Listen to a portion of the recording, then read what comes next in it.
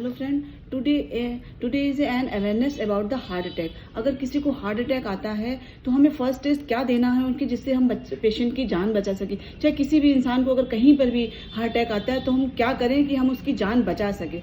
तो इसमें अगर आप पेशेंट को फर्स्ट एड देना चाहें तो हमको कौन सी वो 5 ड्रग्स हैं जिसको हमको हर एक पेशेंट को, हर एक इंसान को अपने पास रखना चाहिए।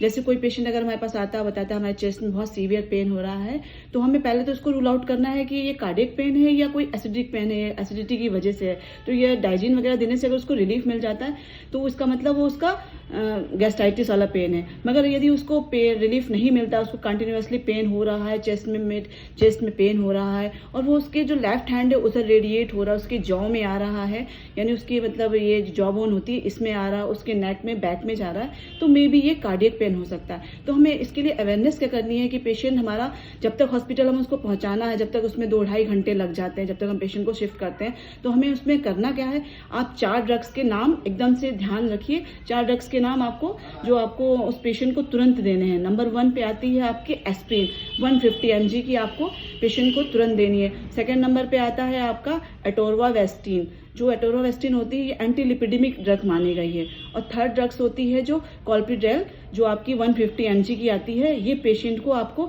तुरंत देनी है। अगर फिर भी उसको एंजाइना पेन लगातार बना हुआ है तब आपको क्या करना है, नाइट्रोग्लिसरीन एक टैबलेट आती है जिसको नॉर्मल लैंग्वेज में सॉर्बिट्रेट भी कहते हैं, वो पेशेंट की जीभ के नीचे रख देनी है जिससे उसको थोड़ा रिलीफ मिले। ये 4 ड्रग्स जो हैं अगर आप पेशेंट को तुरंत देते हैं तो हमें इतना टाइम मिल जाता है कि हम पेशेंट को अस्पताल में शिफ्ट कर सकें और इससे कम से कम पेशेंट को जान बचाने में उसकी सेफ्टी प्रोफाइल जो है बढ़ जाता है। Thank you.